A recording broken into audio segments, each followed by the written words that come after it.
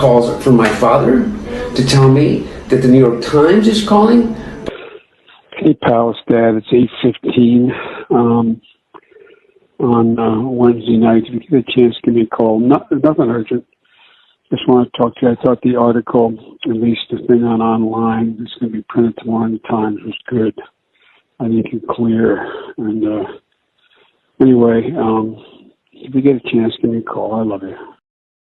But my old partner, Eric, who literally has done me harm for I don't know how long, is the one taking the calls because my father will not stop sending the calls to Eric.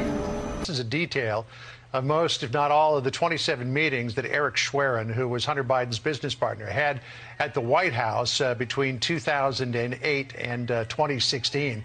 8 of those meetings were in the year 2016 alone. There you see one of them, 2/29/2016. Steve Ricchetti, who is the president's then chief of staff, is now his counsel. Hunter's business partner Eric Schwerin also attended 21 out of the 30 of those listed meetings with the then VP. I have another New York Times reporter calling about my representation of literally, Dr. Patrick Coe, the spy chief of China, who started the company that my partner, who was worth $323 billion, founded, and is now missing. The richest man in the world is missing, who was my partner.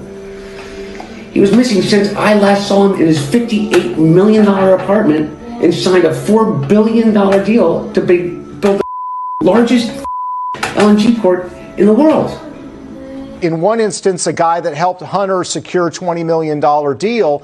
At the same time he was helping Hunter Biden, he was business partners with the vice minister of state security in China. That's their spy apparatus. And his responsibilities at the spy agent was recruiting foreign nationals to spy for China. So this is not just corruption. This is very serious national security stuff we're talking about.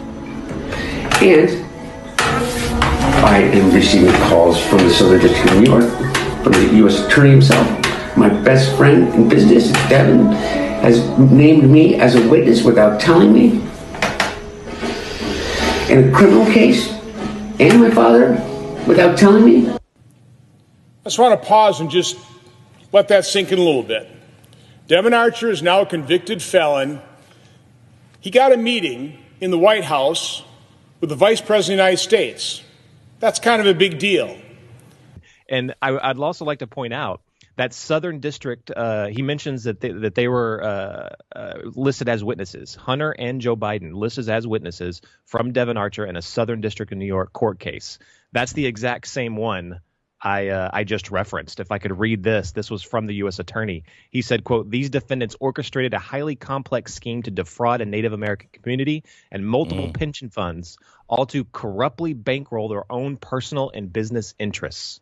That says it all right there, and it pretty much shows everything that they were involved with. That seems to be the MO for all of this. 6 days after Devin Archer joined the board of Burisma, a day after Vice President Biden visited Ukraine, which was 5 days after he met with Devin Archer in the White House, British officials seized $23 million from the corrupt owner of Burisma.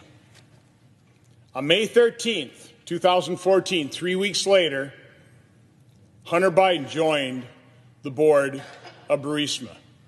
What a coincidence. A Senate investigation discovered Burisma sent 2 wires worth more than $112,000 to Rosemont Senecare Bahia, a shell entity run by Hunter Biden's business associate, Devin Archer. We also now know that Hunter was involved with Elena Baturina, the corrupt and now sanctioned wife of the former mayor of Moscow, during the exact same period of time. On February 14th, 2014, Baturina wired $3.5 million to Rosemont Seneca Thornton, an investment firm co-founded by Hunter Biden. On April 13, 2014, 9 days before Devin Archer joined the board of Burisma, Hunter Biden and Devin Archer discussed a potential deal involving Baturina. Archer wrote to Baturina, quote, "Confirmed green light to fund deposit," unquote.